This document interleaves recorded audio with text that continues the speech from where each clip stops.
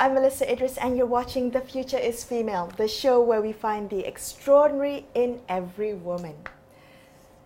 The Indigenous community in Malaysia make up about 14% of the entire population of the country. However, there's very little focus or appreciation on the lived realities of Indigenous people, especially Indigenous women.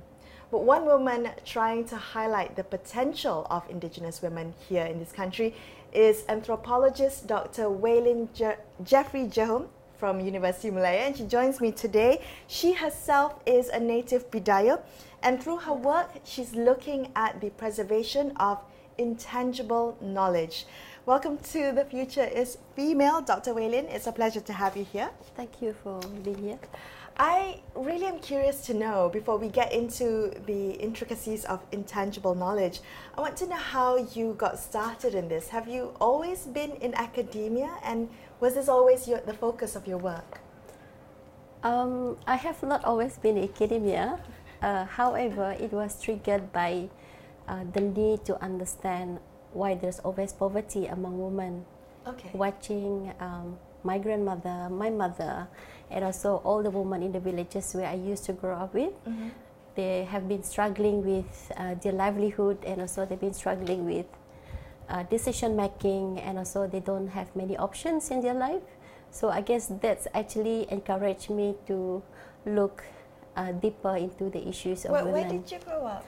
I grew up in a small village in Kuching. Actually, it's not far from Kuching Airport. It's about half an hour, but then there was no road to access it.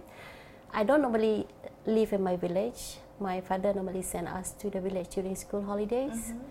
So that's when I started to learn and also watch what the women were doing, like hard work in the farm, in the field, low education. Because I think back in 70s and 80s, the priority has always been given to the male, the boys in the family, yes. the male children. Yes. So that was something you observed. Yes, because my mom actually, she has excellent result in lower certificate of education. Okay. I stumbled on her result, and in fact, her result was much better than my dad's. Oh wow! Yeah, but she couldn't continue. Because the perceptions of my grandfather was that the woman has no place in higher education, because after all they will still go back to the kitchen and take care of the children. I mean, to a certain level it's true. I mean, I have a PhD, but I still like cook and take care of the family. But our perceptions towards what can we do best in our ability to mobilize the other women at the rural area is really my aim of taking the task. Okay, wonderful. Project. So this is very personal for you, because this is things that you've observed growing up. So you've taken all these observations, as you said, watching women struggle with poverty, decision making, limited options, and you've decided to focus your field of research on this. Yes. And how did that narrow down to intangible knowledge? I have always been fascinated by all the things which I've learned from my grandmother, mm-hmm. which has never been written. It's oral literature passed down from grandmother to mother to daughters. Mm-hmm. That's what we call intangible knowledge within that scope. And normally it is not passed down 100%. So at the end, the last person who got the information of this knowledge will get very little. Right, because it gets lost along the way. It got lost along the way. So, like for example, I mean, in our generation now, there's no one is making mats and basket, because we just don't know how. Because all of these people, including me, we have been having our education in town. Yeah. And far from the village, and we only get to see them during school holidays. Yeah, so it's a question of access, right? So even the children who used to live in the longhouses in the villages, they've been sent to boarding school to live in the cities because they need access to education. Yes. But in the process, you lose all this heritage, the intangible knowledge of the Indigenous people. Very much so, because intangible knowledge is something that you live with, that you observe. You have to live with it. And you have to observe, you have to practice, you have to see how they do, and it's everyday life routine, you know, and then you pass down all your knowledge that you have learned and practiced to your daughter, and then the same thing happen. But if that cycle is broken, then it's gone. What about you? So you said that you didn't always live in the village, right? You only went back for school holidays. Your father would send you. What did you learn, passed down from your grandmother and your mother? Do you remember that? Well, I only learned about her strength. I don't actually learn how to make mats and baskets, because like you really need to sit down and to observe every night. And all I remember was we make temporary baskets for vegetables when we go to the jungle, especially during durian season. Right. My grandfather and my grandmother would make those small baskets, disposable baskets. Wow, which you can then recycle to use for other things, right? Exactly, yeah. So only those kind of baskets that I know how to do.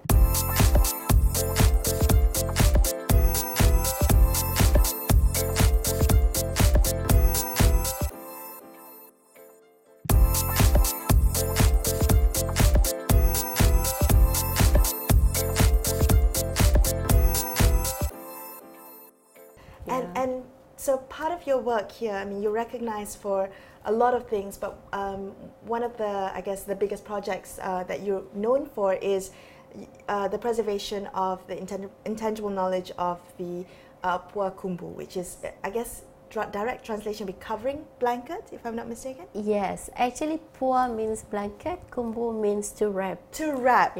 So tell us a little bit about the Pua Kumbu project. It's one of the many projects that you're working on, but the idea is to celebrate this heritage of the Iban culture.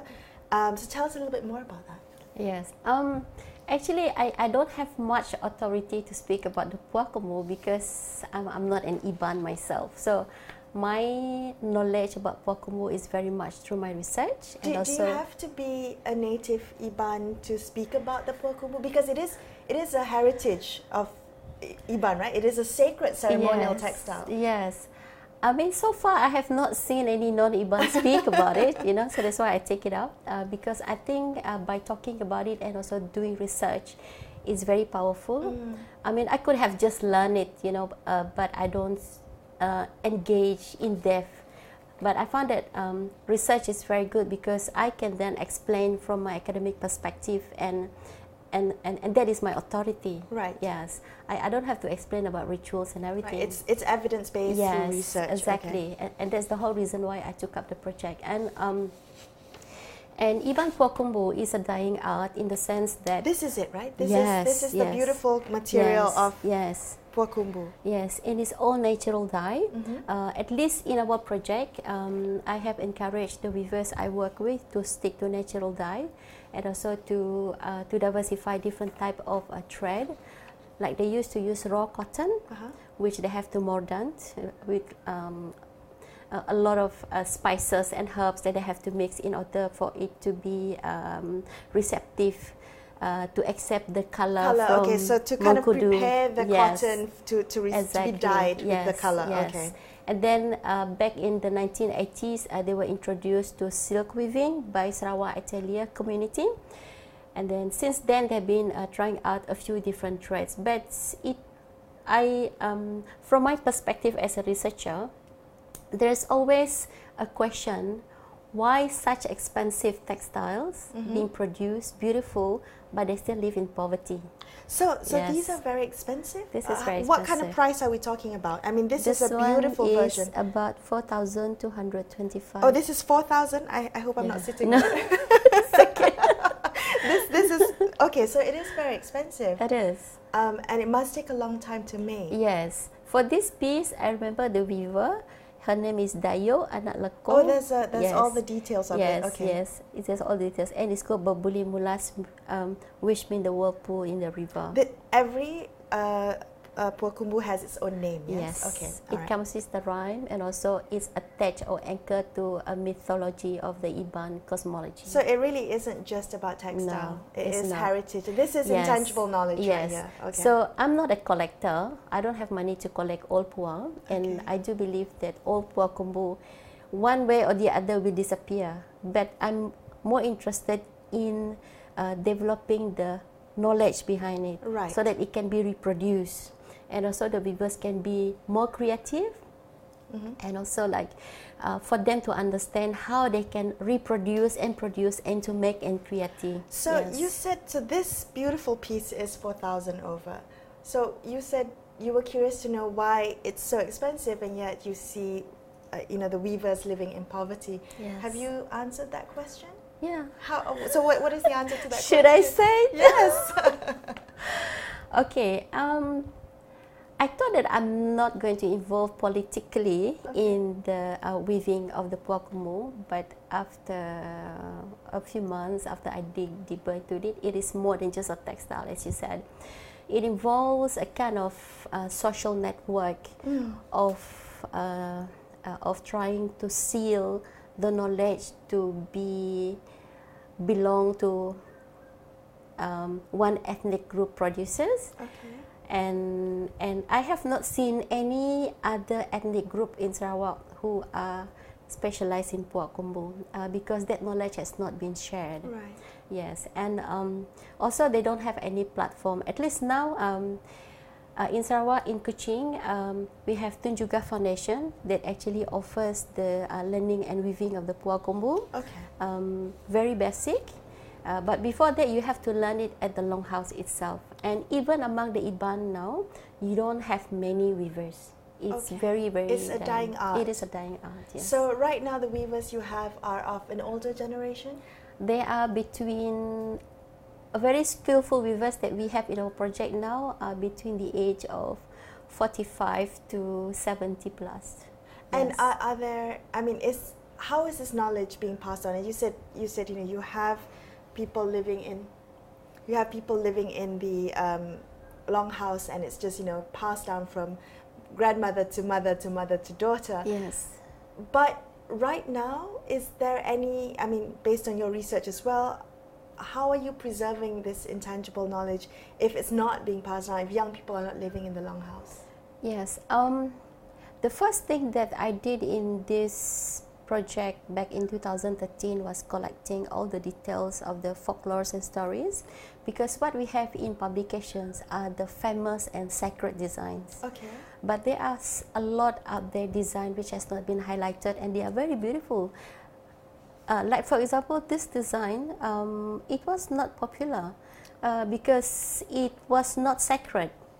Oh, I see. Yes. So if it's not sacred ceremonial, then it's not sacred ceremonial, that is not being highlighted by foreign scholars. Right.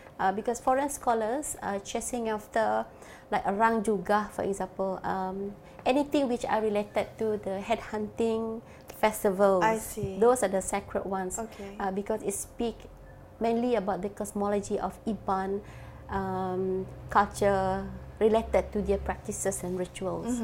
So I highlighted only to the design that has nothing to do with headhunting. It's women. It's all about women. Right. Yes. So talk to me about the role of women when it comes to the indigenous intangible knowledge, especially when it comes to, for instance, weaving Puakumbu. Women are the ones who are the keepers of this knowledge, and relate that back to your experiences in seeing women in poverty and women with limited options. How can we increase the potential of indigenous women, because there's so much potential there? Yes, actually it's a very delicate and also difficult issues because there's so much potential. There's platform, but it has always been orchestrated by men. Unsuitable individuals. Unsuitable individuals. What do you mean by that, Doctor?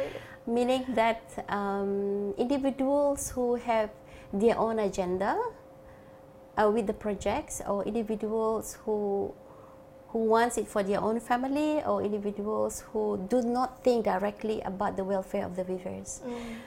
the difference with my project is that I think about the weavers first before the textile. Okay. Yes. After I managed to talk to them about the folklores and everything, because it seems like only the master weaver who knew about the folklores, the rhymes. So I was thinking, if the master weaver would died one day, she is 78 this year. Right, wow. What is going to happen to this knowledge? Yeah. So I had a long conversation with her for the past 5 years, and I said, you have to teach your skillful weavers about the History. intangible knowledge of Puak Kumbu. Okay. Not just to show them how to weave, but the knowledge. Because from my observation for 3 years after I started the project, a few of these weavers were able to say the rhyme of the textile, Right. the design, and then they started to have visions in their mind about how they should put the designs together. Okay. And they started to understand the do's and the don'ts in the Because motif. it's all encompassing, right? It's not Yes. just the skill of the weaving. Yes, exactly.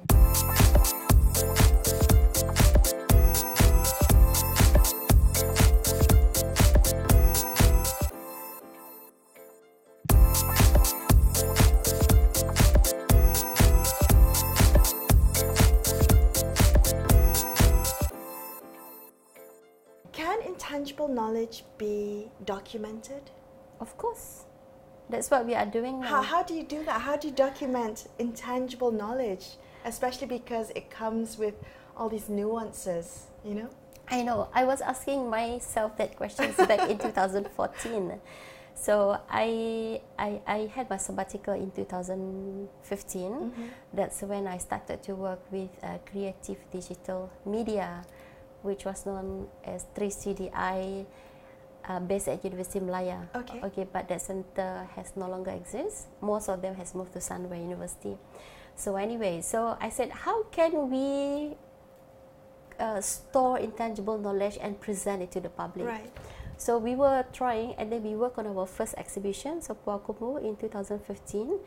So all the folklores, we made animation.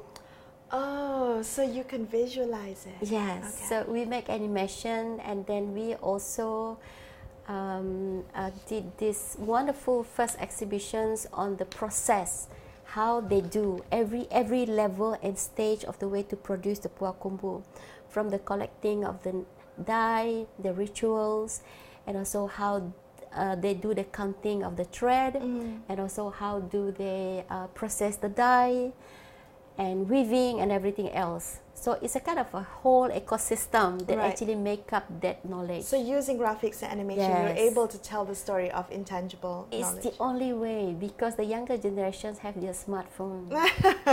And that's how you reach out to a younger Yes, generation to make it yes, attractive to them. yes. I want to focus on the role of women specifically. When we talk about Indigenous women, the challenges that Indigenous women face, the issues that they struggle with, can be similar to those of, say, women in urban areas in Peninsular Malaysia. But they can also be very different. But what we hear in the media, what we read about and we see about, is often narratives dictated by women in urban areas. What are some of the issues and challenges that Indigenous women have to face that you've seen and, based on your research, you know of? There's a lot actually. Like the places which I have been, they have no access to road. And if there's no access to road, we are speaking about access to public health, access to education, access to information. Because even the Longhouse where I'm working on now, there's no network, mobile phone network. Okay, there's no reception. No reception at all. So when I'm gone for 2 weeks, that's it. I'm gone for 2 weeks, really gone. Right. And then there's no electricity. There's water, luckily, because they have their own spring water from the mountain. But to really engage with the life in the urban or even at the periphery of the urban is very, very hard. And they have a different kind of mentality, like they have very little, but they do have big visions about what kind of life they would like to. So that's why when I proposed this project, they were so eager to participate, and it's a kind of open up an opportunity for them to get what they always wish for. What are some of the things that they want and wish for? They want very simple things, to be able not to think about money to send their children to school, or to support their son and daughters who do not have much education and also not much money. For a better life for our children, yes. right? It is always about for better life. And then a few of the weavers at the Longhas, for example, after they accumulated the income that they get from the selling of puak kumbu through a project, they managed to install solar power. Right. One of them bought new generator. And so the multiplier effect is both economic and social, right? Yes. How has this project helped with the economic situation of the weavers? I can't say that they are very rich, no, but they 4,000 ringgit. yes. But 4,000 ringgit, if you divide into so many different kind of costs, basically, how do you call it? I don't make profit from the sales, because it all goes to the raw materials, the logistic. I mean, it will take me. It will cost me at least almost 2,000 ringgit in order to make a trip to go there. Right. And I go there every 3 months just to keep up the momentum, you know. And then the trade, for example, I have it from China, from Thailand, and some from Madagascar. Right. And then it's all these prices. In fact, 4,000 is really nothing. Right. By right, I should be selling it for 12,000. For the effort and the amount and the intricacy of what this is. And the labor cost. If we look at it as a piece of art, we basically have to sell it about 25,000. It is a piece of art. Yes. Is the market for this local? I mean, are you looking at tapping into an overseas market if you're looking at this as heritage art? Yes. That's why in December 2014, I set up the community enterprise, which we named Ampara PLT, but our trademark is RH Gare. RH Gare, which is named after the Longhouse, yes, because I want it to belong to the community. And since then, I started to do a market survey. Not really hand out questionnaires, but to see customers' reactions towards the textile. So I also do a lot of introductions of the textile to a different kind of bazaar, like for example, super stylish shopping. It's really like up market where you have all the expatriates. Right. Okay, so in terms of pricing, it's no problem for expatriates to buy. Right. But they won't buy. Why? Because they don't understand. Okay. Why this piece is so expensive compared to the others, you know? So there's a lot of explanations that I need to do. So that's why public education. Exactly. So that's why every year I do exhibition. Okay. To educate the public in order to harvest customers. Okay. Yes. I also want to look at the fact that the social. So you have your project. This textile project was recognized. Was chosen for its best practices at the social and economic engagement in Spain. Is that right? Yes. So in France. In France. Yes. So why was this highlighted as best practice? What was it? What best practices was it about this? Yes, I was asking the same question because I didn't know that I fell into. Surely there must have been something. Yes, but after I learned about social and economic solidarity movement, they're basically looking at how this project has evolved and established organically, in the sense that it's environmental friendly. That's one thing, and it's 100% handmade, and there has no capital invested from outside, but we kind of generate our own capital. So it's self-sustaining. So the capital that you get, you put it back into the social enterprise. Yes, it's self-sustaining. Wonderful. Like I can't say that we can expand our shop, and then I started to have the shop at Amkop Mall at second level. June 2016, just to see if walk-ins would buy. I was very skeptical, but then it was okay. We have new customers who are really interested in the story, because I put up videos, documentaries for people to watch, and people would stand from outside and watch the videos. It's the story. It is the story. It's the story, yes. and you have to tell the story so people understand. Exactly. So the way I market this product is that I'm selling the stories. I'm selling the intangible knowledge. Wonderful. Yes. Well, thank you so much for speaking with me, Dr. Wei Lin. It's been such a pleasure, and good luck with all your work. I mean, thank you so you're much doing for so having much me. for Yes. the Indigenous women. Hopefully, we'll get to see more of this the history and the intangible knowledge behind Kumbu. Thank you very much. I'm Melissa Idris, and you've been watching The Future is Female. I'll be back same time next week. Stay then. Till then.